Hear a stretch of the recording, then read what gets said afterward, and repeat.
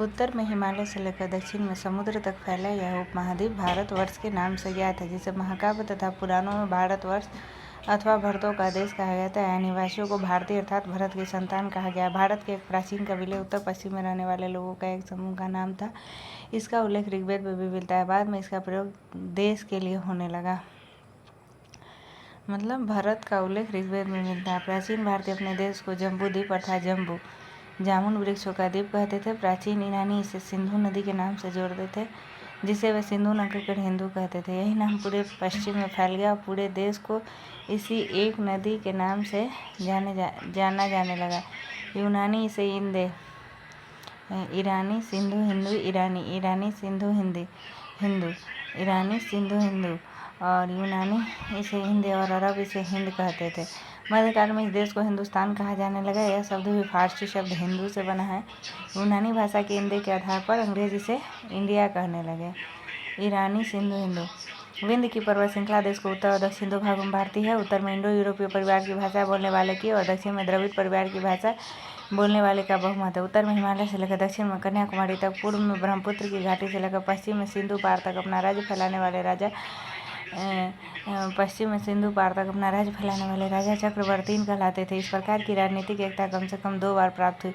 ईसा पूर्व 3री सदी में अशोक ने अपना साम्राज्य सुदूर दक्षिणांचल को छोड़कर सारे देश में फैलाया। फिर ईसा की 4ठी सदी में समुद्रगुप्त की विजय पताका गंगा की घाटी से तमिल देश के छोर तक पहुंची। मतलब दक्षिण तक शासन किया। कौन कौन? अशोक और समुद्रगुप्त। भारत की जनसंख्या का निर्माण जिन प्रमुख नस्लों के लोगों के मिश्रण से हुआ है वो है proto australoid, paleo mediterranean, caucasoid, negroid, mongoloid. Proto australoid, paleo mediterranean, caucasoid, negroid और मंगलाइड।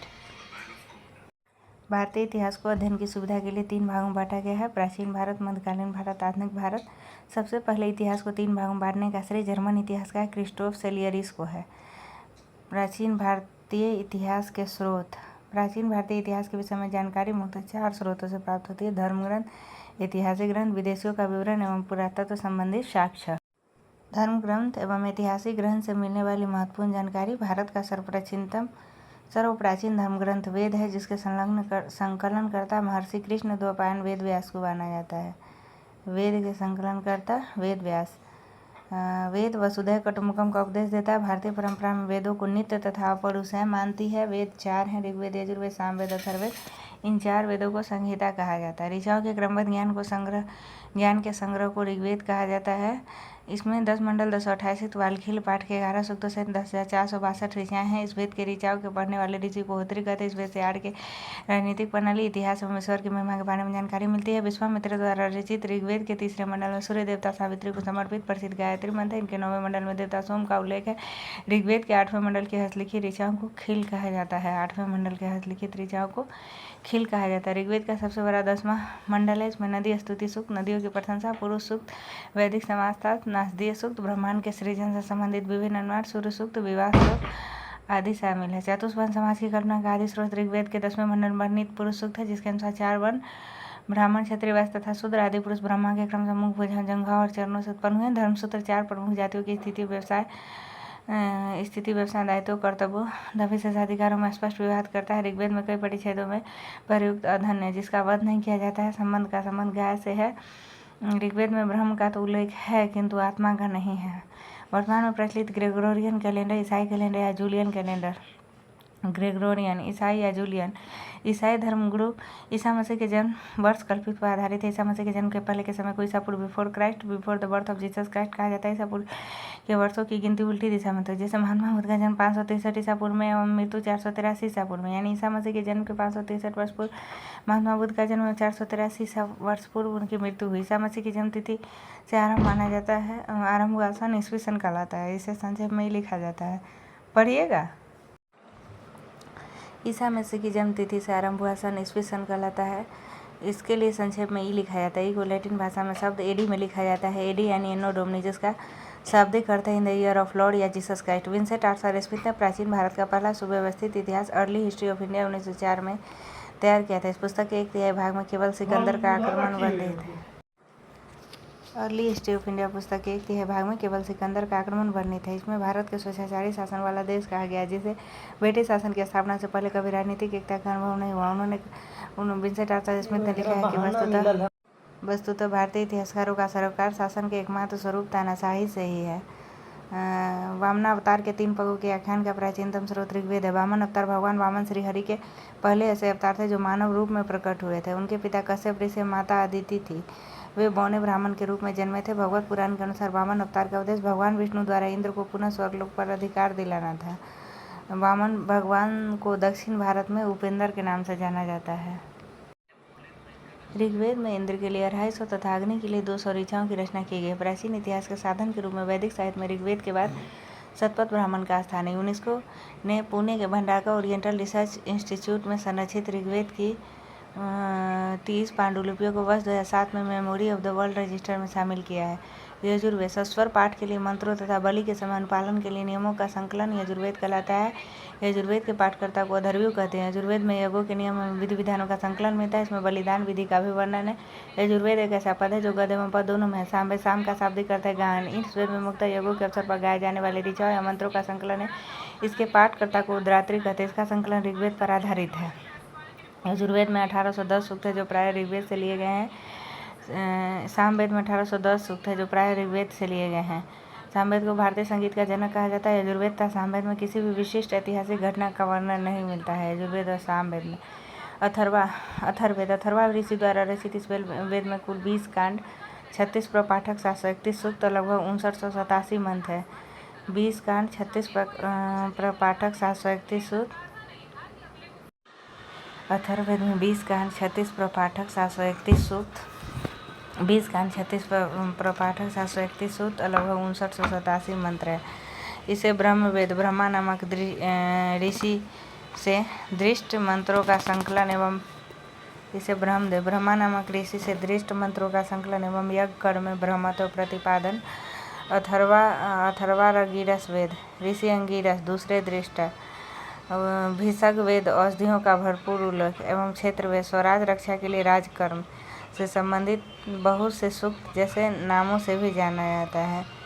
मतलब अथर्वारगिरस वेद ब्रह्मत्व अथर्वेद,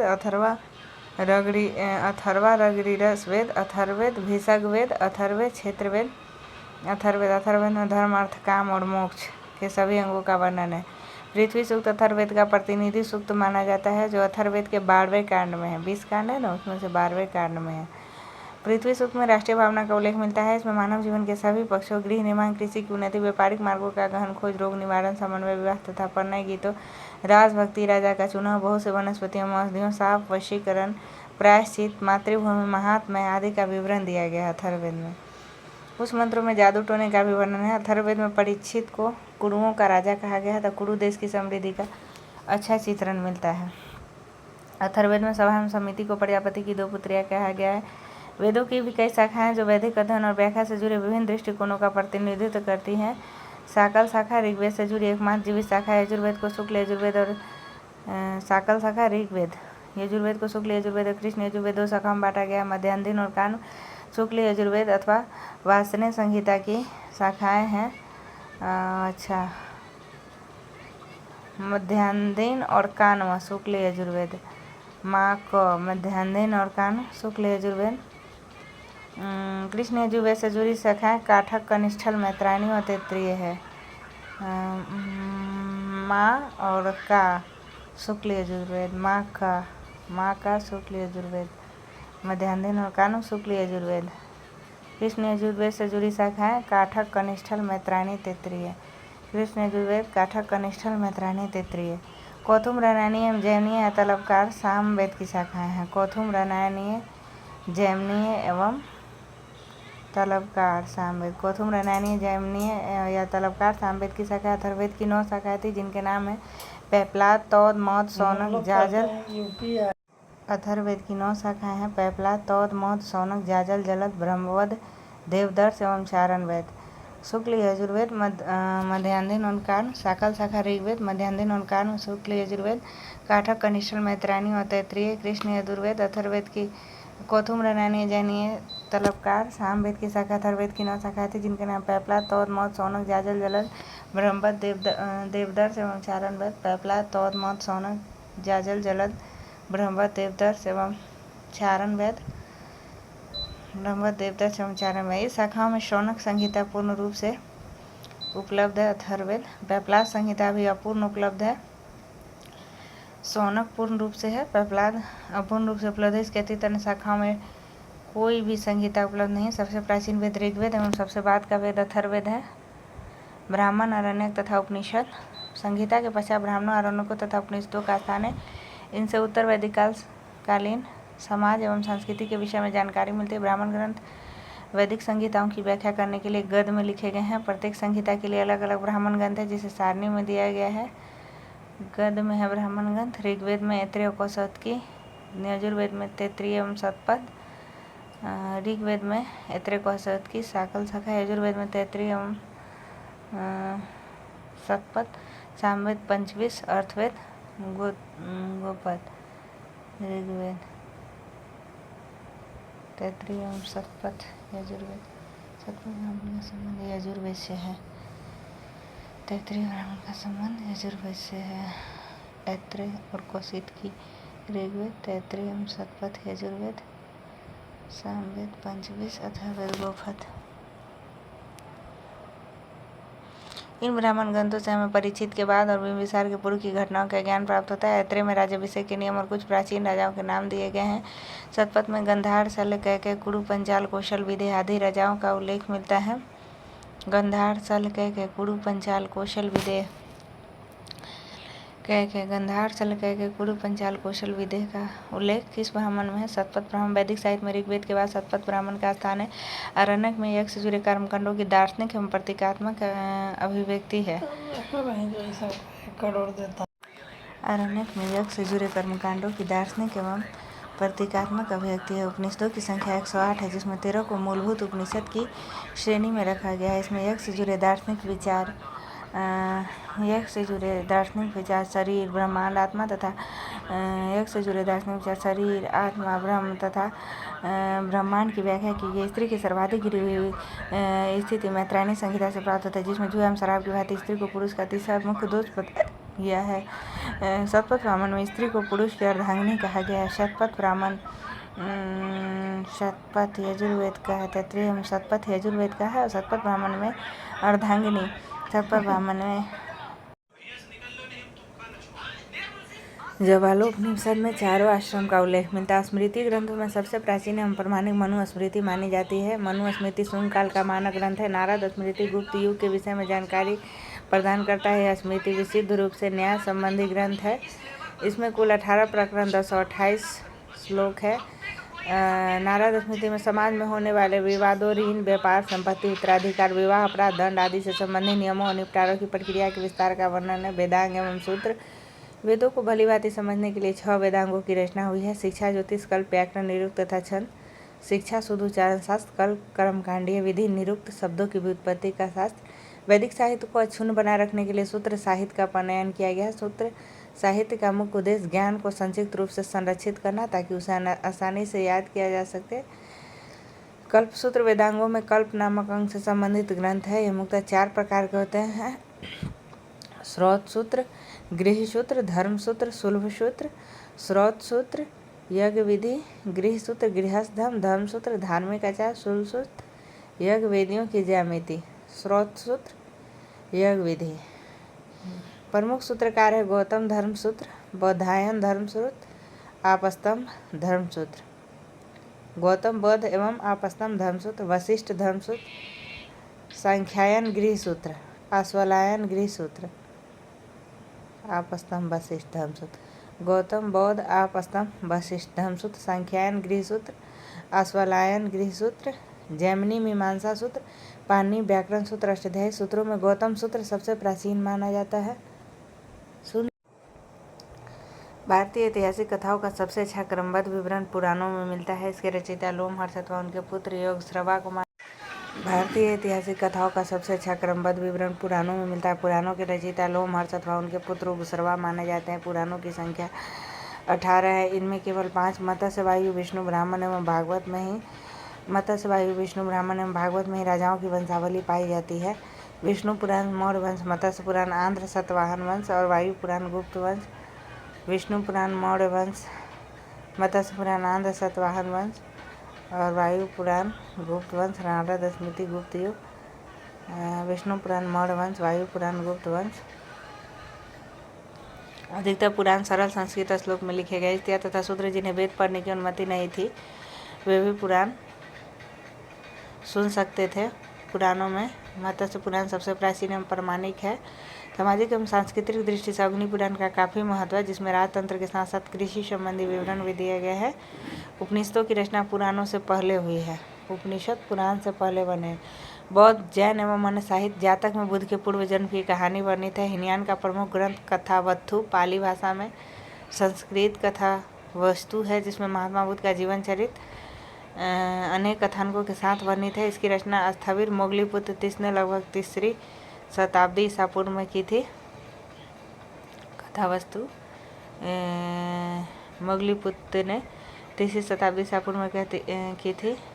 जैन साहित्य को आगम कहा जाता है। जैन धर्म का प्रारंभिक इतिहास कल्पसूत्र से ज्ञात होता है। इसके रचयिता भद्रबाहु माने जाते हैं।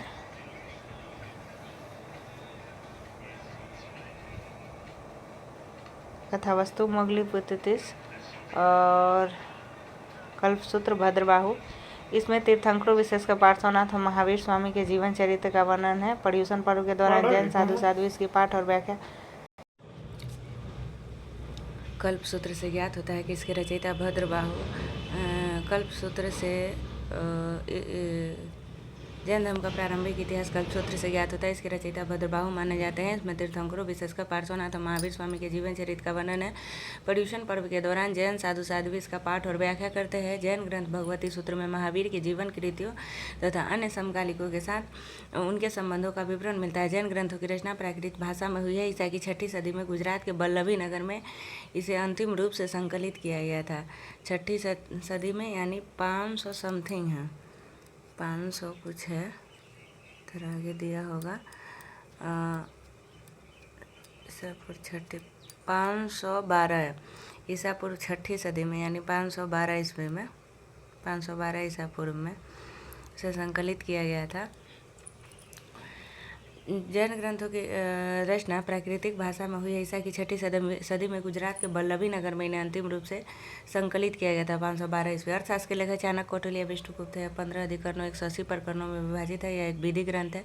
इसे मौर्यकालीन इतिहास की जानकारी प्राप्त होती है। अनुवादक श्याम शास्त्री। संस्कृत साहित्य में ऐतिहासिक घटनाओं को क्रमबद्ध लिखने का सर्वप्रथम प्रयास कलहन के द्वारा किया गया। कलहन द्वारा रचित पुस्तक राज्य तरंगिनी राजाओं की नदी है।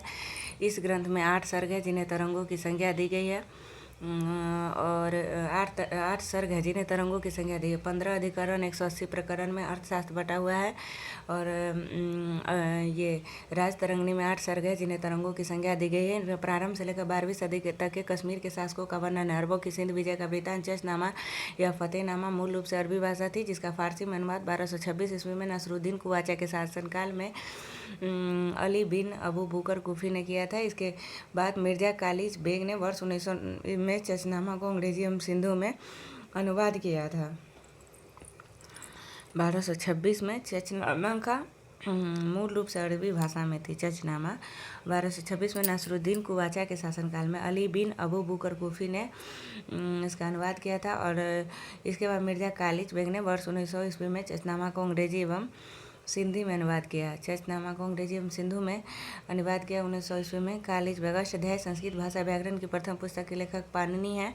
इसे मौर्य के पहले का इतिहास तथा मौर्य युगीन राजनीतिक अवस्था की जानकारी प्राप्त होती है। अष्टाध्यायी में पहली बार लिपि शब्द का प्रयोग हुआ है। अष्टाध्यायी में लिपि शब्द का प्रयोग अष्टाध्यायी में। कात्यायन की गार्गी संहिता एक ज्योतिष ग्रंथ है, फिर भी इसमें भारत पर होने वाले यवन आक्रमण का उल्लेख मिलता है। पतंजलि पुष्यमित्र शुंग के पुरोहित थे। इनके महाभाष्य से शुंगों के इतिहास का पता चलता है।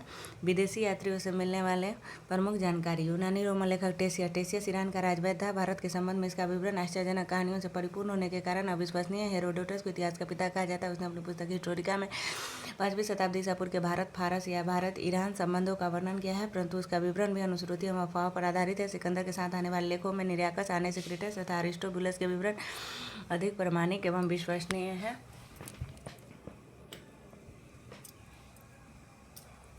मेगास्थनीज सेलुकस निकेटर का राजदूत था जो चंद्रगुप्त मौर्य के राज दरबार में आया था। उसने अपनी पुस्तक इंडिका में मौर्य युगीन समाज एवं संस्कृति के विषय में लिखा है।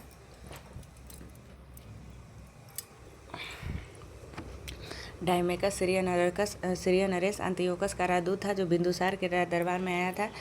इसका विवरण भी मौर्य युग से संबंधित है। डायनोसियस मिशनरेस टोलमी फिलाडेल्फस का राजदूत था जो अशोक के राज दरबार में आया था। डायमेकस बिंदुसार, डायनोसियस अशोक और मेगास्थनीज चंद्रगुप्त मौर्य। डायमेकस बिंदुसार, डायनोसियस अशोक। टोलमी ने दूसरी शताब्दी में भारत का भूगोल नामक पुस्तक लिखी। प्लिनी ने प्रथम शताब्दी में नेचुरल हिस्ट्री नामक पुस्तक लिखी। इसमें भारतीय पशुओं, पेड़ पौधे, खनिज पदार्थों आदि के बारे में विवरण मिलता है। पेरिप्लस ऑफ द इरिथ्रियन सी, पुस्तक के लेखक के बारे में जानकारी नहीं है। यह लेखक करीब 80 ईस्वी में हिंद महासागर की यात्रा पर आया था। उसने उस समय के भारत के बंदरगाहों तथा व्यापारिक वस्तुओं के बारे में जानकारी दी है। चीनी लेखक फाहियान चीनी यात्री गुप्त नरेश चंद्रगुप्त द्वितीय के दरबार में आया था। इसने अपने विवरण में मध्य प्रदेश के समाज एवं संस्कृति के बारे में वर्णन किया। इसने मध्य प्रदेश की जनता को सुखी एवं समृद्ध बताया है। 14 वर्षों तक भारत में संयुगन 518 ईस्वी में भारत आया। उसने अपने 3 वर्षों के यात्रा में बौद्ध धर्म की प्राप्तियाँ एकत्र की। संयुगन हुएनसांग हर्षवर्धन के शासनकाल में भारत आया था। हुएनसांग 629 ईस्वी में चीन से भारतवर्ष के लिए प्रस्थान किया और लगभग 1 वर्ष की यात्रा के बाद वह सर्वप्रथम भारतीय राज्य कपिसा पर पहुंचा। भारत में 15 वर्षों तक ठहरकर 645 ईस्वी में चीन लौट गया। वह बिहार में नालंदा जिला स्थित नालंदा विश्वविद्यालय में अध्ययन करने तथा भारत से बौद्ध धर्म को एकत्र कर ले जाने के लिए आया था। हुएनसांग का भ्रमण वृत्तांत सियूकी नाम से प्रसिद्ध है, जिसमें 138 देशों का विवरण मिलता है। इसमें हर्षकालीन समाज, धर्म तथा राजनीति के बारे में वर्णन किया गया है। इसके अनुसार सिंध का राजा शूद्र था। हुएनसांग ने बुद्ध की प्रतिमा के साथ साथ सूर्य और शिव की प्रतिमाओं का भी पूजन किया था। हुएनसांग के अध्ययन के समय नालंदा विश्वविद्यालय के कुलपति आचार्य शिलभद्र थे। यह विश्वविद्यालय बौद्ध धर्म के लिए प्रसिद्ध था। ईसिंग 7वीं शताब्दी के अंत में भारत आया। ईसिंग ने अपने विवरण में नालंदा विश्वविद्यालय, विक्रमशिला विश्वविद्यालय तथा अपने समय के भारत का वर्णन किया है। अरबी लेखक अल-बरूनी महमूद गजनवी के साथ भारत आया था। अल-बरूनी ख्वारिज्म याखी आधुनिक तुर्कमेनिस्तान का रहने वाला था। किसके साथ आया था? मोहम्मद गजनी के साथ। भारत में लिखी गई उसकी कृति किताबुल हिंद या तहकीके हिंद भारत की खोज आज भी इतिहासकारों के लिए एक महत्वपूर्ण स्रोत बना हुआ है। यह एक विस्तृत ग्रंथ है जो धर्म और दर्शन, त्योहारों, खगोल विज्ञान, कीमिया, रीति रिवाजों तथा प्रथाओं, सामाजिक जीवन, भार तौल तथा मापन विधियों, मूर्तिकला, कानून, मापतंत्र, विज्ञान आदि विषयों के आधार पर 80 अध्यायों में विभक्त है। किताबुल हिंद या तहकीके हिंद अल-बरूनी महमूद गजनी के शासनकाल में आया था। 80 अध्यायों में विभाजित है। 80 अध्याय और 15 अधिकरणों 180 प्रकरणों में ये अर्थशास्त्र भी विभाजित है और 8 सर्ग में ये विभाजित है। कौन बोलते? राज तरंगिणी। इनमें प्रारंभ 12वीं सदी तक के कस्में 8 सर्गों में विभाजित है राज तरंगिणी। 15 अधिकरणों 180 प्रकरणों में विभाजित है अर्थशास्त्र। और अल-बरूनी का किताबुल हिंद या तहकीके हिंद 80 अध्यायों में विभाजित है। अल-बरूनी के किताबुल हिंद में राजपूतकालीन समाज, धर्म, रीति रिवाज, राजनीति आदि पर सुंदर प्रकाश डाला गया। इब्न बतूता इसके द्वारा अरबी भाषा में लिखा गया। इसका यात्रा वृत्तांत, जिसे रेहला कहा जाता है, 14वीं शताब्दी में भारतीय उपमहाद्वीप के सामाजिक तथा सांस्कृतिक जीवन के विषय में इब्न बतूता रेहला पुस्तक के रचयिता हैं। इब्न बतूता अरबी भाषा में लिखा गया। इसका यात्रा वृत्तांत, जिसे रेहला कहा जाता है, 14वीं शताब्दी में भारतीय उपमहाद्वीप के सामाजिक तथा सांस्कृतिक जीवन के विषय में बहुत ही प्रचुर तथा सबसे रोचक जानकारियाँ देता है। 1333 ईस्वी में दिल्ली पहुंचने पर इसकी विद्वता से प्रभावित होकर सुल्तान मोहम्मद बिन तुगलक ने उसे दिल्ली का कादी या न्यायाधीश किया था। इब्न बतूता रेहला, सुल्तान मोहम्मद बिन तुगलक, अल-बरूनी, महमूद गजनवी, हुएनसांग, हर्षवर्धन, संयुगन 518 में, फाहियान, चंद्रगुप्त द्वितीय, प्लिनी, नेचुरल हिस्ट्री, टोलमी, भारत का भूगोल, डायनोसियस, अशोक, डायमेकस, बिंदुसार, मेगास्थनीज, चंद्रगुप्त मौर्य। अन्य लेखक तारानाथ एक तिब्बती लेखक था और तारानाथ ने कंग्यूर तथा तंग्यूर नामक ग्रंथ की रचना की। इनसे भारतीय इतिहास के बारे में जानकारी मिलती है। मार्को पोलो 13वीं शताब्दी के अंत में पांडे देश की यात्रा पर आया था। उसका विवरण पांडे इतिहास के अध्ययन के लिए उपयोगी है। तिब्बत का यात्री था तारानाथ। और मार्को पोलो पांडे देश की यात्रा पर आया था। पुरातत्व संबंधी भारत से मिलने वाली जानकारी। भारतीय पुरातत्व का पितामह सर अलेक्जेंडर कनिंघम को कहा जाता है।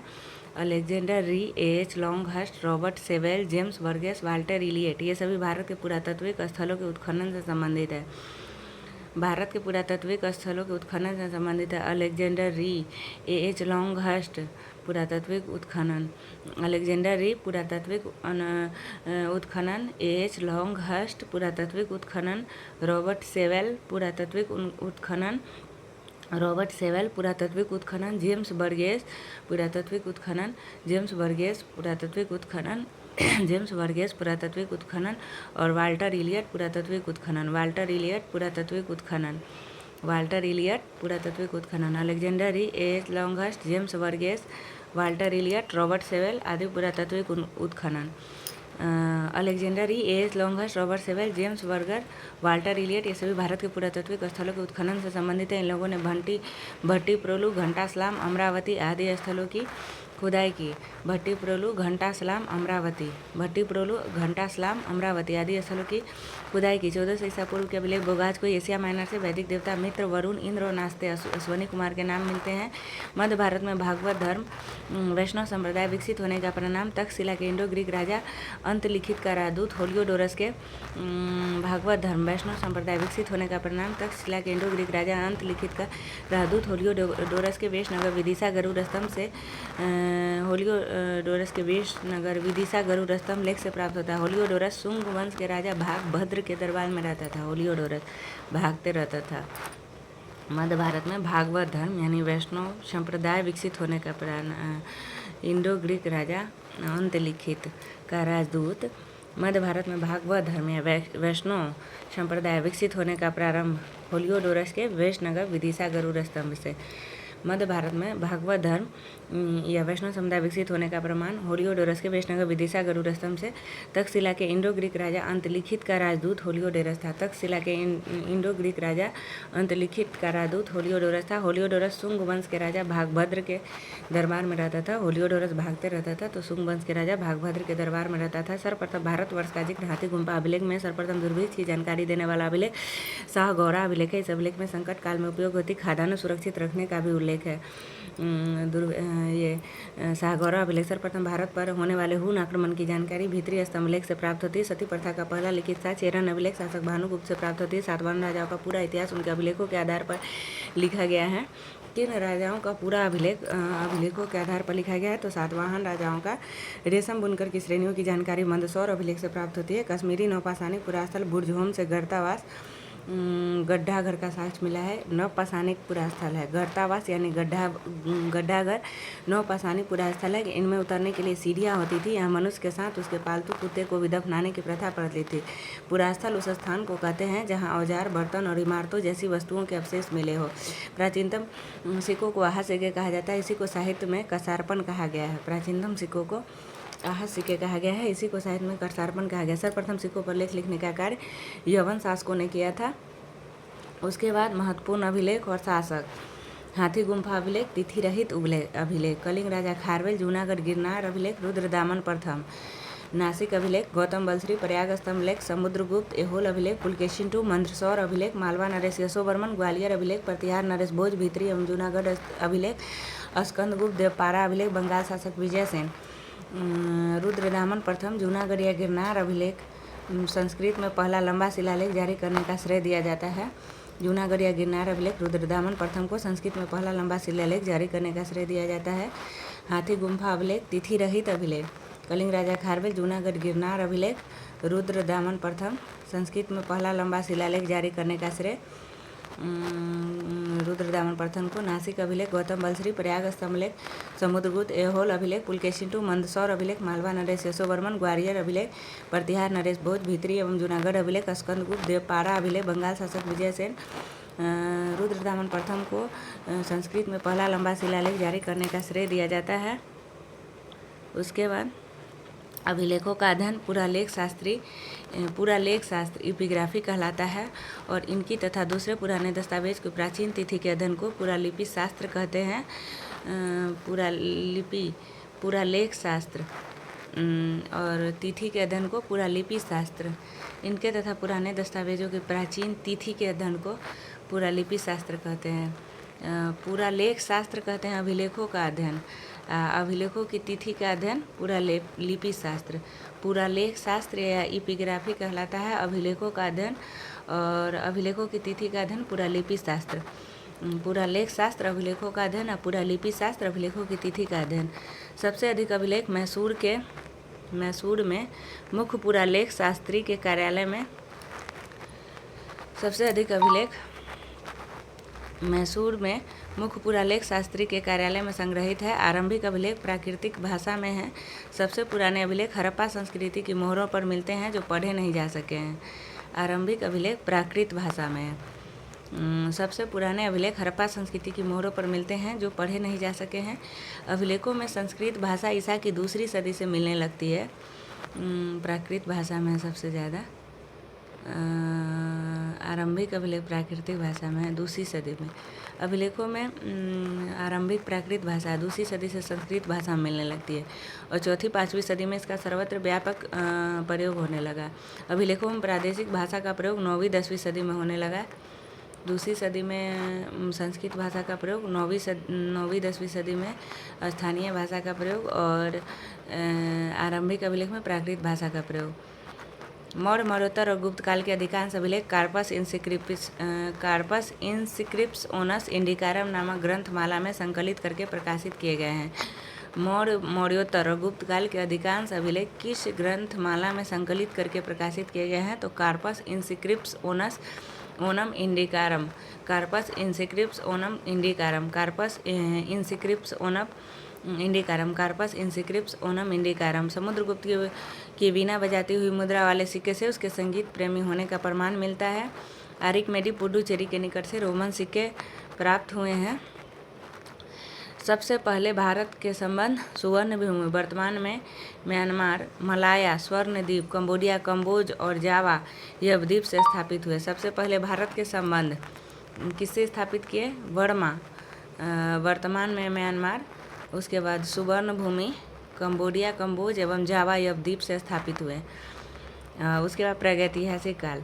इतिहास का विभाजन प्रागैतिहासिक या प्राक इतिहास, प्री हिस्ट्री, आद्य इतिहास, प्रोटो हिस्ट्री और इतिहास हिस्ट्री 3 भागों में किया गया। प्रागैतिहासिक, आद्य ऐतिहासिक, प्री हिस्ट्री, प्रोटो हिस्ट्री और हिस्ट्री।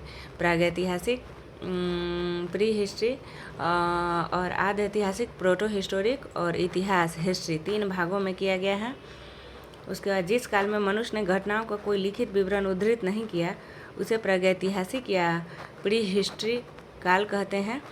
आद्य ऐतिहासिक काल उस काल को कहते हैं जिस काल में लेखन कला के प्रचलन के बाद उपलब्ध लेख पढ़े नहीं जा सके हैं। आद्य ऐतिहासिक काल यानी प्रोटो हिस्ट्री, लेखन कला के प्रचलन के बाद उपलब्ध लेख पढ़े नहीं जा सके हैं। मानव विकास के उस काल को इतिहास कहते हैं जिसका विवरण लिखित रूप से उपलब्ध है। ज्ञानी मानव, होमो सेपियंस का प्रवेश इस धरती पर आज से लगभग 30 या 40 हज़ार वर्ष पूर्व हुआ। होमो सेपियंस का प्रयोग 30 या 40 वर्ष पूर्व। मालवा संस्कृति, काला या लाल बर्तन, बुर्ज होम, धूसर, जोखे, लाल। मालवा संस्कृति, लाल तथा काला बर्तन, बुर्ज होम, धूसर, जोखे, लाल। दक्षिणी नवपाषाण, चमकीला धूसर, दक्षिणी नवपाषाण, चमकीला धूसर, पूर्वी नवपाषाण, भूरा लाल। पूर्वी नवपाषाण, भूरा लाल। मालवा काला एवं लाल, बुर्ज होम, धूसर, जोखे, लाल। दक्षिणी नवपाषाण, चमकीला धूसर, दक्षिणी नवपाषाण, चमकीला धूसर, पूर्वी नवपाषाण, भूरा लाल, पूर्वी नवपाषाण, भूरा लाल। दक्षिणी नवपाषाण, चमकीला धूसर और पूर्वी नवपाषाण, भूरा लाल। मालवा काला एवं लाल, बुर्ज होम, धूसर, जोखे, लाल। दक्षिणी नवपाषाण, चमकीला धूसर और पूर्वी नवपाषाण, भूरा लाल। मालवा काला एवं लाल, बुर्ज होम, धूसर, जोखे, लाल। दक्षिणी नवपाषाण, चमकीला धूसर और पूर्वी नवपाषाण, भूरा लाल। मालवा काला तथा लाल, बुर्ज होम, धूसर, जोखे, लाल। दक्षिणी नवपाषाण, चमकीला धूसर और पूर्वी नवपाषाण, भूरा लाल। अब पढ़ना है नाम एवं तिथियाँ। नाम एवं तिथियाँ। पूरा पाषाण काल, यह 20 लाख वर्ष पहले 12,000 वर्ष यह 20 पूरा पाषाण काल प्री हिस्टोरिक एज, यह 20 लाख वर्ष पहले से 12,000 वर्ष पहले के काल को कहा जाता है। इस काल को 3 भागों में विभाजित किया गया। आरंभिक, मध्य एवं उत्तर पाषाण काल। मानव इतिहास की लगभग 99% कहानी पूरा पाषाण काल प्री हिस्टोरिक काल के ही दौरान हुई। मध्य पाषाण काल, जिस काल में पर्यावरणीय बदलाव मिलते हैं उसे मध्य पाषाण काल कहते हैं। मध्य पाषाण काल का काल लगभग 12,000 वर्ष पहले से लेकर 10,000 वर्ष पहले तक माना जाता है। इस मध्य पाषाण काल में पाषाण औजार आमतौर पर बहुत छोटे होते थे और इन्हें माइक्रोलिथ यानी लघु पाषाण कहा जाता था। प्रायः इन औजारों में हड्डियों या लकड़ियों के मुट्ठे लगे हंसिया और आरी जैसे औजार मिलते हैं। मध्य पाषाण काल में हड्डियों या लकड़ियों के मुट्ठे लगे हंसिया और आरी जैसे औजार मिलते हैं। नव पाषाण काल की शुरुआत 10,000 वर्ष पहले हुई थी। पूर्व पाषाण युग या पूरा पाषाण काल के मानव की जीविका का मुख्य आधार शिकार था। शिकार पूरा पाषाण काल में आदि मानव के मनोरंजन के भी साधन थे। मध्य पाषाण काल 12 से 10,000 वर्ष पूर्व, 20 लाख से 12,000 वर्ष पूर्व पूरा पाषाण काल। मध्य पाषाण काल 12 से 10,000 वर्ष पूर्व और बचने की प्रक्रिया का आरंभ 12,000 वर्ष पहले। नव पाषाण काल का प्रारंभ 10,000 वर्ष पहले। मेहरगढ़ में बस्ती का आरंभ लगभग 8,000 वर्ष पहले। मेहरगढ़ में बस्ती का आरंभ लगभग 8,000 वर्ष पहले। आग का आविष्कार पूरा पाषाण काल में। पहिए का आविष्कार नव पाषाण काल में हुआ। पूरा पाषाणिक पुरास्थल कुरनूल गुफा में राख के अवशेष मिले हैं। यानी ये बुर्जहोम वाला तो नव पाषाण है, लेकिन कुरनूल वाला पूरा पाषाण है। पूरा पाषाण है, कुरनूल वाला पूरा पाषाण है। पूरा पाषाणिक पुरास्थल कुरनूल गुफा से राख के अवशेष मिले हैं। मनुष्य में स्थायी निवास करने की प्रवृत्ति नव पाषाण काल में हुई तथा उसने सबसे पहले कुत्ता को पालतू बनाया। मनुष्य ने सर्वप्रथम तांबा धातु का प्रयोग किया तथा उसके द्वारा बनाया जाने वाला प्रथम औजार कुल्हाड़ी प्राप्ति स्थल अतिरंपकम था। कृषि का आविष्कार लगभग 8,000 वर्ष पूर्व नव पाषाण काल में हुआ। उसके बाद मेहरगढ़ में बस्ती का आरंभ लगभग 8,000 वर्ष पहले और कृषि का विकास 8,000 वर्ष पूर्व। कृषि का आविष्कार लगभग 8,000 वर्ष पूर्व नव पाषाण काल में प्रागैतिहासिक अन्न उत्पादक स्थल मेहरगढ़ पश्चिमी बलूचिस्तान में बोलन नदी के किनारे अवस्थित है। मेहरगढ़ पश्चिमी बलूचिस्तान में बोलन नदी के किनारे स्थित है। कृषि के लिए अपनाई गई सबसे प्राचीन फसल गेहूँ पहली फसल एवं जौ थी, लेकिन मानव द्वारा सर्वप्रथम प्रयुक्त अनाज चावल थी। गेहूँ पहली फसल एवं जौ थी, लेकिन मानव द्वारा सर्वप्रथम प्रयुक्त अनाज चावल थी। कृषि का प्रथम उदाहरण मेहरगढ़ से प्राप्त हुआ है। कोल्डी हवा उत्तर प्रदेश का संबंध चावल के प्राचीनतम साक्ष्य से है। बस्ती का प्रारंभ 8,000 वर्ष पहले। कृषि का प्रथम उदाहरण में मेहरगढ़ में बस्ती का प्रारंभ लगभग 8,000 वर्ष पहले और मेहरगढ़ में कृषि का प्रथम उदाहरण मेहरगढ़ में 8,000 वर्ष पहले। कृषि का आविष्कार और बस्ती का प्रारंभ 8,000 वर्ष पहले। कृषि का आविष्कार बस्ती का प्रारंभ 8,000 वर्ष पहले। मेहरगढ़ पश्चिमी बलूचिस्तान में बोलन नदी के किनारे स्थित है। कृषि का प्रथम उदाहरण मेहरगढ़ से प्राप्त हुआ है। कोल्डी हवा उत्तर प्रदेश का संबंध चावल के प्राचीनतम साक्ष्य से है। मेहरगढ़ से ही प्राचीनतम अस्थायी जीवन के साक्ष्य मिले हैं। मेहरगढ़ में एक कब्र में मृतक के साथ एक बकरी को भी दफनाया गया है। मृतक के साथ बकरी को दफनाया गया। भारत में पूर्व प्रस्तर युग के अधिकांश औजार स्फटिक पत्थर के बने थे। भूगर्भ वैज्ञानिक रॉबर्ट ब्रूसफुट पहले व्यक्ति थे जिन्होंने 1863 में भारत में पूरा पाषाणकालीन औजारों की खोज की थी। पूरा पाषाणकाल भारत में पूर्व प्रस्तर युग के प्रस्तर मतलब पत्थर होता है कि अधिकांश औजार स्फटिक पत्थर के बने थे। भूगर्भ वैज्ञानिक रॉबर्ट ब्रूसफुट पहले व्यक्ति थे जिन्होंने 1863 में भारत में पूरा पाषाणकालीन औजारों की खोज की। पूरा पाषाणकालीन औजार रॉबर्ट ब्रूसफुट पलावरम नामक स्थान पर प्रथम भारतीय पूरा पाषाण कलाकृति की खोज। भारत में मध्य पाषाण काल के विषय में जानकारी सर्वप्रथम 1867 ईस्वी में हुई, जब CL कार्लाइल ने विंध्य क्षेत्र में लघु पाषाण उपकरण माइक्रोलिथ खोज निकाले। भारत में मानव अस्थिपंजर मध्य पाषाण काल में ही सर्वप्रथम प्राप्त होने लगता है। मतलब पूरा पाषाण कालीन औजार 1863 में रॉबर्ट ब्रूसफुट और मध्य पाषाण कालीन औजार 1867 ईस्वी में CL कार्लाइल विंध्य क्षेत्र में और मानव अस्थिपंजर मध्य पाषाण काल में। भारत में नवपाषाणकालीन सभ्यता का आरंभ ईसा पूर्व 4000 के नवपाषाणकालीन सभ्यता का आरंभ ईसा पूर्व 4000 के लगभग हुआ। 12 से 10,000 मध्य पाषाण काल और नवपाषाण काल 4000 वर्ष पूर्व ईसा पूर्व 4000 के लगभग हुआ। भारत का सबसे प्राचीन नगर मोहनजोदड़ो था, सिंधी भाषा में, जिसका अर्थ मृतकों का टिलासम का श्वेत ब्रू गिबन। भारत में पाए जाने वाला एकमात्र मानवाव कपी है। इनाम गांव ताम्रपाषाण युग या चालकोलिथिक युग की एक बड़ी बस्ती थी। इसका संबंध जोरवे संस्कृति से है। इनाम गांव ताम्रपाषाण युग या चालकोलिथिक युग ताम्रपाषाण काल यानी चालकोलिथिक युग, इसका संबंध जोरवे संस्कृति से। भारत में शिवालिक की पहाड़ी से जीवाश्म का प्रमाण मिला है। शिवालिक की पहाड़ी से जीवाश्म का प्रमाण मिला। अस्थिपंजर मध्यपाषाण काल से। वर्ष 1867-68 में पहली बार भारत में शैल चित्रों की खोज आर्कीबोल्ड कार्लाइल ने की थी। शैल चित्रों की खोज 1867 ईस्वी में आर्कीबोल्ड कार्लाइल। Robert Bruce Foote 1863। पूरा पाषाणकालीन औजार CL कार्लाइल 1867 में। लघु पाषाण उपकरण माइक्रोलिथ और ये शैल चित्रों की खोज 1867 में आर्कीबोल्ड कार्लाइल ने की थी। भीमबेटका गुफा पूरा पाषाणिक आवासीय पूरा स्थल है। आदि मानव द्वारा बनाए गए शैल चित्र और शैलाश्रय के लिए प्रसिद्ध। इन चित्रों को पूरा पाषाण काल से मध्य पाषाण काल के समय का माना जाता है। ये चित्र भारतीय उपमहाद्वीप में मानव जीवन के प्राचीनतम चिन्ह है। भीमबेटका गुफा इन चित्रों को पूरा पाषाण काल से मध्य पाषाण काल के समय का माना जाता है। भीमबेटका में पूरा पाषाण से मध्य पाषाण काल के चित्र माना जाता है। ये चित्र भारतीय उपमहाद्वीप में मानव जीवन के प्राचीनतम चित्र है। भीमबेटका मध्य प्रदेश के रायसेन जिले में स्थित है।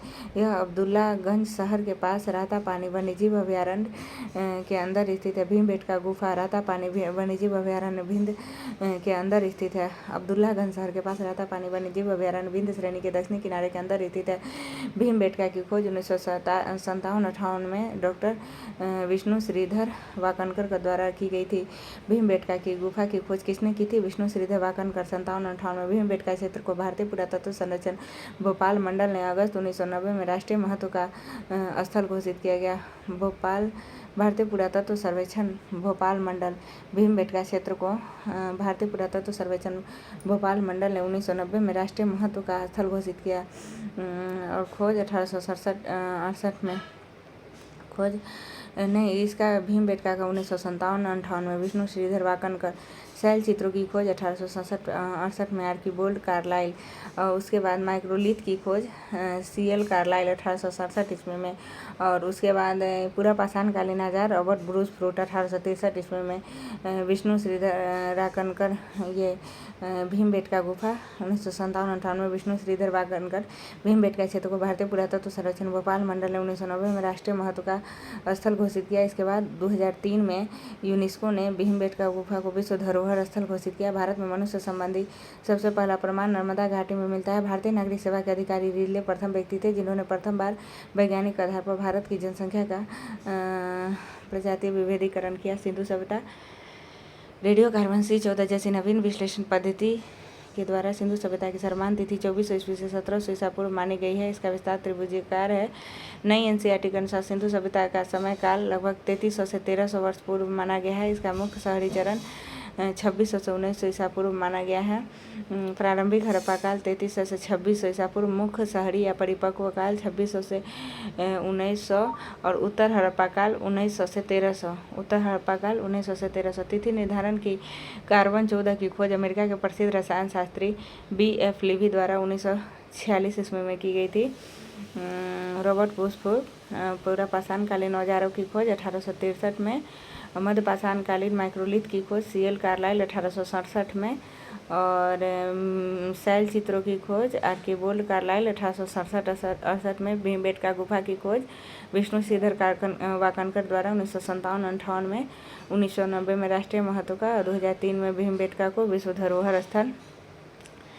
और तिथि निर्धारण की खोज अमेरिका के प्रसिद्ध रसायन शास्त्री BF लीवी द्वारा 1946 ईस्वी में की गई थी। इस पद्धति में जिस पदार्थ में कार्बन 14 की मात्रा जितनी ही कम रहती है वह उतनी ही प्राचीन मानी जाती है। जितनी कम उतनी प्राचीन। सिंधु सभ्यता की खोज 1901 में राय बहादुर दयाराम साहनी ने की थी। सिंधु सभ्यता को आद्य ऐतिहासिक प्रोटो हिस्टोरिक अथवा कांस्य युग में रखा जा सकता है। सभ्यता के मुख्य निवासी द्रविड़ एवं भूमध्य सागरीय थे। सिंधु सभ्यता के मुख्य निवासी द्रविड़ एवं भूमध्य सागर थे। सर जॉन मार्शल भारतीय पुरातत्व सर्वेक्षण विभाग के तत्कालीन महानिदेशक ने 1924 ईस्वी में सिंधु घाटी सभ्यता नामक एक उन्नत नगरीय सभ्यता पाए जाने की विधिवत घोषणा की थी। 1924 में विधिवत घोषणा हुआ था। सिंधु सभ्यता के सर्वाधिक पश्चिमी पुरास्थल दासक नदी के किनारे स्थित सूतका गेंडो बलूचिस्तान। पूर्वी पुरास्थल इंडन नदी के किनारे आलमगीरपुर जिला मेरठ उत्तर प्रदेश। उत्तरी पुरास्थल चिनाब नदी के तट पर अखनूर के निकट मांदा जम्मू कश्मीर। दक्षिणी पुरास्थल गोदावरी नदी के तट पर दाइमाबाद जिला अहमदनगर महाराष्ट्र। सिंधु सभ्यता या संदर्भ सभ्यता नगरीय सभ्यता थी। संदर्भ सभ्यता से प्राप्त परिपक्व स्थल वाले स्थलों को केवल 6 को ही बड़े नगरों की संख्या दी गई है। मोहनजोदड़ो, हड़प्पा, गनवाड़ी वाला, राखीगढ़ी, धौलावीरा, कालीबंगा। मोहनजोदड़ो, हड़प्पा, गनवाड़ी वाला, राखीगढ़ी, धौलावीरा और कालीबंगा। धौलावीरा भारत में सिंधु घाटी सभ्यता की पहली साइट है जिसे यूनेस्को ने 2021 में विश्व विरासत स्थल की सूची में शामिल किया है। यूनेस्को ये धौलावीरा शामिल हुआ 2021 में। और भारत में सिंधु घाटी की पहली सभ्यता है धौलावीरा 2021 में। और 2003 में कौन, तो भीमबेटका। स्वतंत्रता प्राप्ति पश्चात हड़प्पा संस्कृति के सर्वाधिक स्थल गुजरात में खोजे गए हैं। सिंधु घाटी सभ्यता का सबसे बड़ा स्थल मोहनजोदड़ो है, जबकि भारत में इसका सबसे बड़ा स्थल राखीगढ़ी है। सबसे बड़ा स्थल सिंधु घाटी सभ्यता का मोहनजोदड़ो है, जबकि भारत में सिंधु घाटी सभ्यता का सबसे बड़ा स्थल राखीगढ़ी घग्गर नदी है, जो हरियाणा के हिसार जिले में स्थित है। इसकी खोज 1963 में, राखीगढ़ी की खोज 63 में सूरजभान ने की थी। लोथल एवं सुतको तथा सिंधु सभ्यता का बंदरगाह था।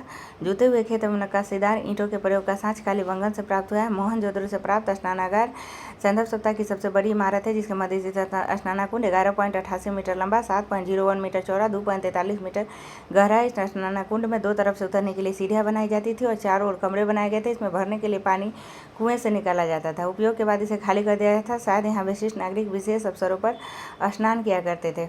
अग्निकुंड, यज्ञवेदी लोथल एवं कालीबंगन से प्राप्त हुए हैं। लोथल एवं सुतको तथा से बंदरगाह और अग्निकुंड लोथल एवं कालीबंगन से।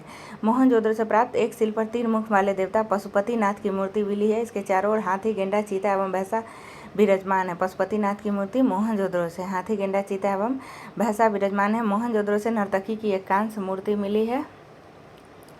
हड़प्पा की मोहरों पर सबसे अधिक एक श्रृंगी पशु का अंकन मिलता है। यहाँ से प्राप्त एक आयताकार मोहर में स्त्री के गर्भ से निकलता पौधा दिखाया गया है। मनके बनाने के कारखाने लोथल एवं चनहुद्रो से मिले हैं। खेत जोतने के साथ लोथल एवं कालीबंगा से। बंदरगाह लोथल एवं सुतको तदा और मनके बनाने के कारखाने लोथल एवं चनहुद्रो। सिंधु सभ्यता की लिपि भाव चित्रात्मक है। यह लिपि दाईं से बाईं ओर लिखी जाती थी। जब अभिलेख 1 से अधिक पंक्तियों का होता था तो पहली पंक्ति दाईं से बाईं ओर और दूसरी बाईं से दाईं ओर लिखी जाती थी। लेखन कला की उचित प्रणाली विकसित करने वाली पहली सभ्यता सुमेरिया की सभ्यता थी। सिंधु सभ्यता के लोगों ने नगरों तथा घरों के विन्यास के लिए ग्रिड पद्धति अपनाई थी। घरों के दरवाजे और खिड़कियां सड़क की ओर न खुलकर पीछे की ओर खुलते थे। केवल लोथल नगर के घरों के दरवाजे मुख्य सड़क की ओर खुलते थे। सिंधु सभ्यता में मुख्य फसल थी गेहूं एवं जौ। सेंधावासी मिठास के लिए शहद शब्द का प्रयोग करते हैं। मिट्टी से बने हल का साक्ष्य बनमाली से मिला है। मिट्टी से बने हल का साक्ष्य कहाँ से मिला है? बनमाली से।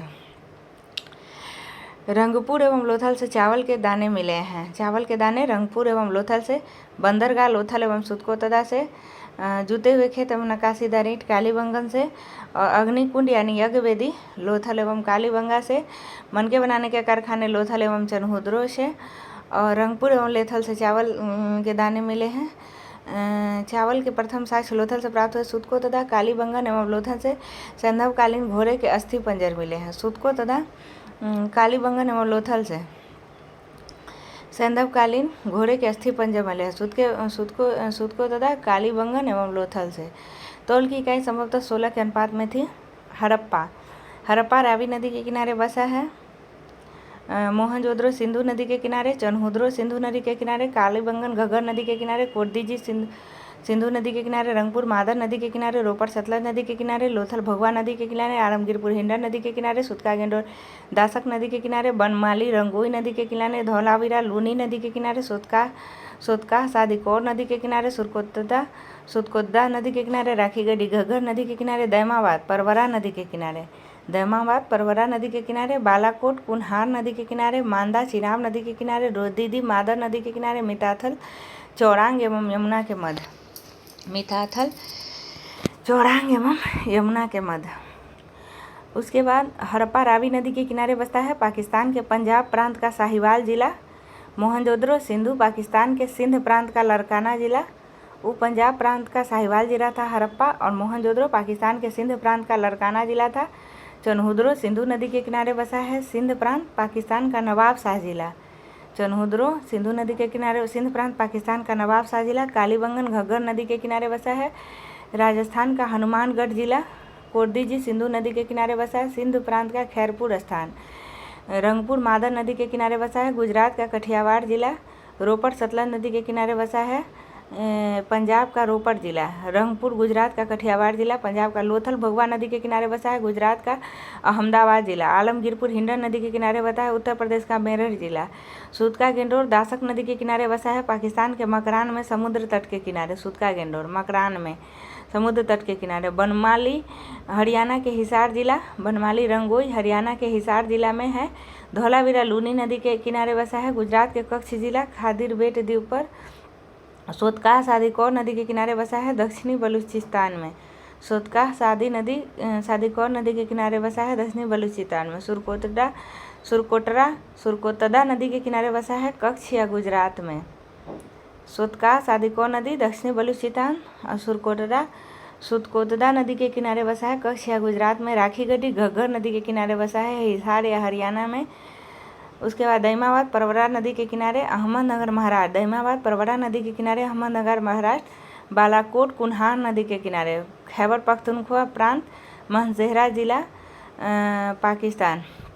बालाकोट कुन्हार नदी खैबर पख्तूनख्वा प्रांत मंसेहरा जिला पाकिस्तान। मांदा चिनाब नदी के किनारे बसा है। जम्मू कश्मीर। रोजदी जी मादर नदी के किनारे बसा है। गोंडल तालुका सौराष्ट्र गुजरात।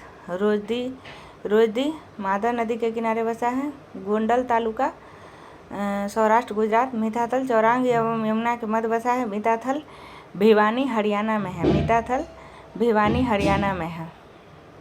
मिताथल भिवानी हरियाणा में है।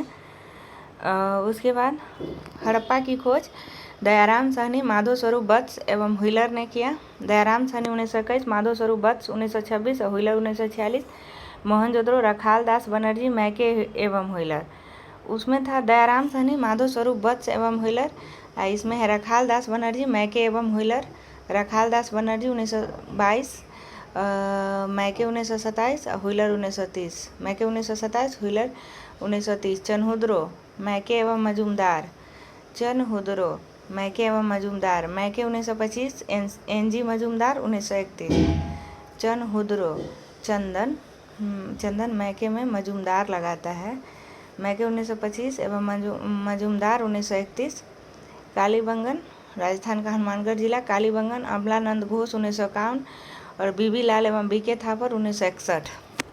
कालीबंगन अमलानंद घोष एवं बीबी लाल एवं बीके थापर 1961।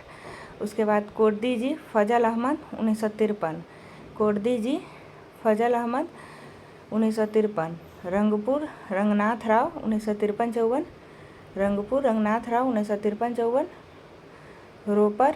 रोपर यगदत्त शर्मा 1953-56। रोपर यगदत्त शर्मा 1953-56। रंगपुर रंगनाथ राव और लोथल रंगनाथ राव 1954। रंगपुर रंगनाथ राव 1953-54। लोथल रंगनाथ राव 1954। उसके बाद यगदत्त शर्मा रोपर।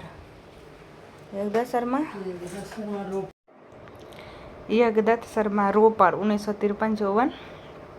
आलमगीरपुर यगदत्त शर्मा 1958। आलमगीरपुर यगदत्त शर्मा 1958। लोथल रंगनाथ राव 1954। लोथल मैंने रंगपुर रंगनाथ राव 1953-54 और लोथल रंगनाथ राव है 1954। आलमगीरपुर 1958। यगदत्त शर्मा। सूतका गेंडोर दासक ने पाकिस्तान के मकरान में समुद्र तट के किनारे। सूतका गेंडोर मकरान में है। मकरान। ऑरेल स्टाइन 1927 ईस्वी। सूतका गेंडोर ऑरेल स्टाइन 1927 ईस्वी। बनमाली रविंदर सिंह बिष्ट 1974। बनमाली रविंदर सिंह बिष्ट 1974। बनमाली माली है रविंदर सिंह बिष्ट 74। धौलावीरा रविंदर सिंह बिष्ट और जेपी जोशी। जोश में धूल सिंह गिर जाते हैं रविंदर जी। जोश में धूल से गिर जाते हैं जोश में रविंदर सिंह। जेपी जोशी एवं रविंदर सिंह बिष्ट। धौल से जोश में गिर जाते हैं रविंदर सिंह। जेपी जोशी एवं रविंदर सिंह बिष्ट। और धौलावीरा गुजरात के कच्छ जिला खादिर बेट द्वीप पर। धौलावीरा खादिर बेट द्वीप पर है गुजरात के कच्छ में। जेपी जोशी 67-68। रविंदर सिंह बिष्ट 90-91। धौलावीरा जेपी जोशी 67-68। रविंदर सिंह बिष्ट 90-91। सोतका तो वो तो दक्षिणी बलूचिस्तान में है जो सादिकौर नदी के किनारे। सोतका जॉर्ज डेल्स 1962 ईस्वी, शोधकार जॉर्ज डेल्स 1962 ईस्वी। सुरकोतदा गजपति जोशी 1964 ईस्वी, सुरकोतदा गजपति जोशी 1964 ईस्वी, 1964 ईस्वी। उसके बाद राखी गढ़ी 1963 में, सूरजभान अमरेंद्र नाथ 97-98, राखी गढ़ी की खोज 1963 में, सूरजभान अमरेंद्र नाथ 97-98, राखी गढ़ी की खोज 1963 में, सूरजभान, अच्छा खोज 1963 में सूरजभान राखी गढ़ी, लेकिन इससे जुड़े हुए हैं अमरेंद्र नाथ भी राखी गढ़ी से 97-99, खोज 1963 में सूरजभान अमरेंद्र नाथ 1997-98। उसके बाद दैमानगर खोज 1958 में, बीपी बोपदीकर, दैमाबाद, हाँ दैमाबाद बोपदीकर, देशपांडे, एसा राव, एम ए साली, बोपदीकर, देशपांडे, एसा राव, एम ए साली, दैमाबाद बोपदीकर, दैमाबाद देशपांडे, दैमाबाद एसा राव, दैमाबाद एम ए साली, दैमाबाद एसा राव, दैमाबाद एम ए साली।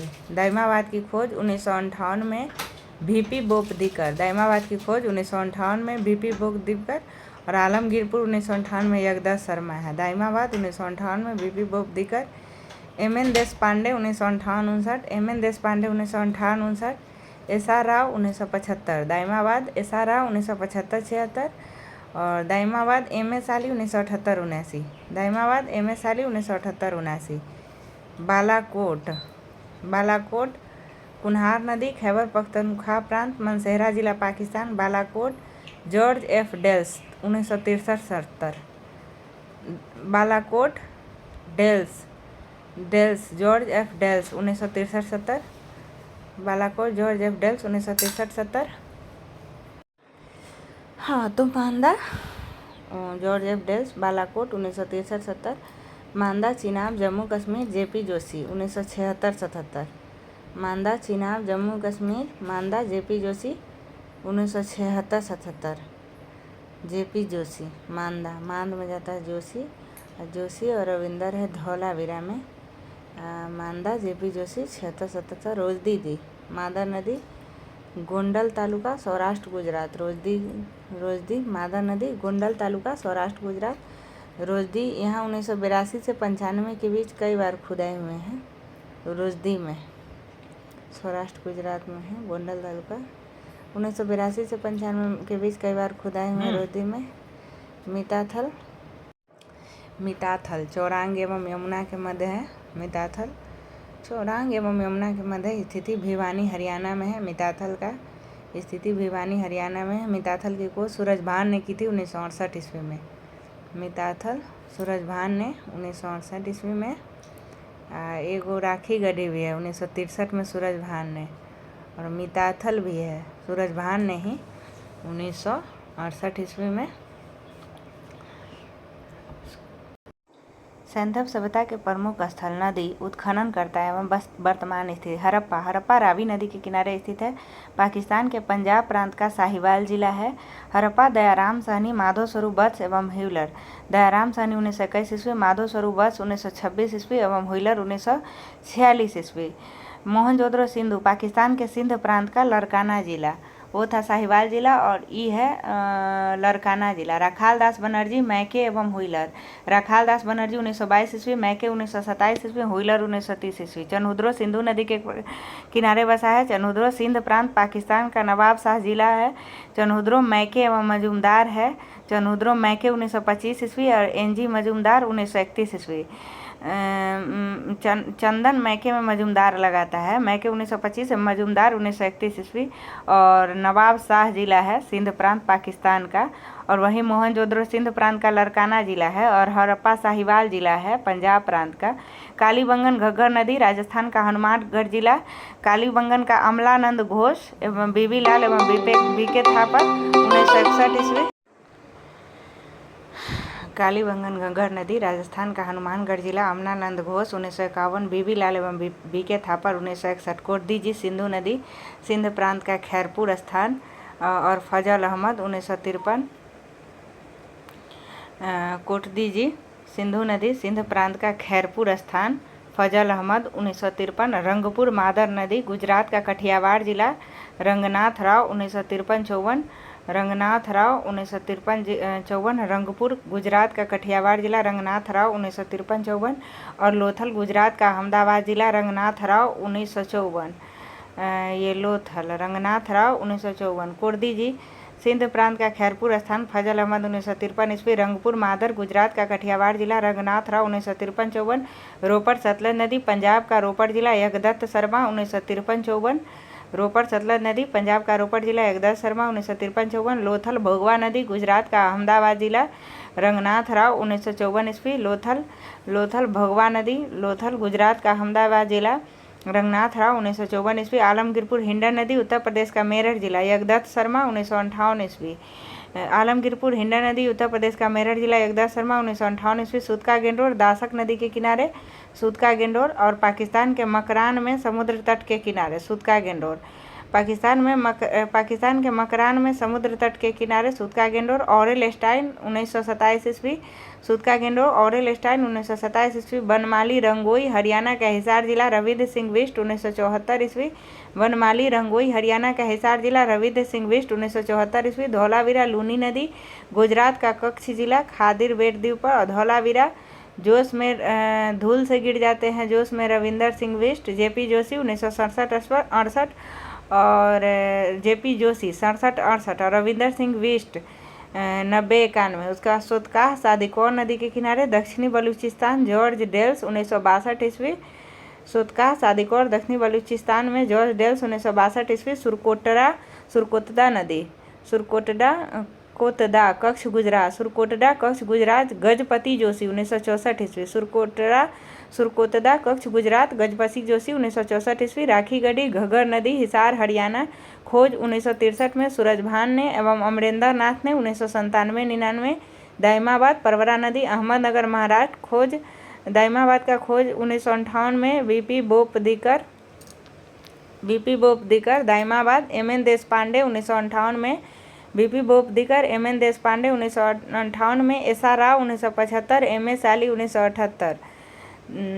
एसा राव 1975। एमए साली 1978। बालाकोट कुन्हार नदी खैबर पख्तूनख्वा प्रांत मानसेरा जिला Pakistan.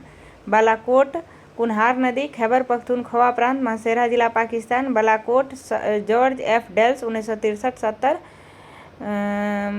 George F Dales 1963-70। Kot Kunhar नदी कोट सेहरा सजाने के समय पहनते हैं तो खैबर पख्तूनख्वा प्रांत मानसेरा जिला पाकिस्तान। और कोट पहन के बैठता है आदमी डेल के लैपटॉप पर तो जॉर्ज एफ डेल्स 1963-70। मांदा चिनाब नदी जम्मू कश्मीर। मांद में जेपी जोशी 76-77। मांद में जेपी जोशी 76-77। मांदा चिनाब जम्मू कश्मीर। जेपी जोशी 76-77। रोजदी मादर नदी रोजदी गोंडल तालुका सौराष्ट्र गुजरात। रोजदी गोंडा तालुका सौराष्ट्र गुजरात। रोजदी में 1982 से 95 के बीच कई बार खुदाई हुए हैं। मिताथल चौरांग एवं यमुना नदी। मिताथल चौरांग एवं यमुना नदी के मध्य। मिताथल भिवानी हरियाणा में है और मिताथल भवानी हरियाणा में है। और सूरजभान ने 1968 ईस्वी में खोज की थी। मिताथल की खोज सूरजभान ने 1968 ईस्वी में की थी। अब इसको एक बार ऊपर से पढ़ देते हैं। हरप्पा रावी नदी पाकिस्तान के पंजाब प्रांत का साहिवाल जिला। दयाराम सानी 1921। माधो स्वरूप बत्स 1926। हुइलर 1946। मोहनजोदड़ो सिंधु नदी पाकिस्तान के सिंध प्रांत का लड़काना जिला। राखाल दास बनर्जी 1922। मैके 1927। हुइलर 1930। चनहुद्रो सिंधु नदी सिंध प्रांत पाकिस्तान का नवाबशाह जिला। मैके 1925। एनसी मजूमदार 1931। कालीबंगन घग्गर नदी राजस्थान का हनुमानगढ़ जिला। अमनानंद घोष 1951 ईस्वी। बीबीलाल एवं बीके थापर 1961 ईस्वी। कोर्दी जी सिंधु नदी सिंध प्रांत का खैरपुर स्थान। फजल अहमद 1953 ईस्वी। रंगपुर मादर नदी गुजरात का कठियावाड़ जिला। रंगनाथ राव 1953-54। रोपड़ सतलज नदी पंजाब का रोपड़ जिला। यज्ञदत्त शर्मा 1953-56।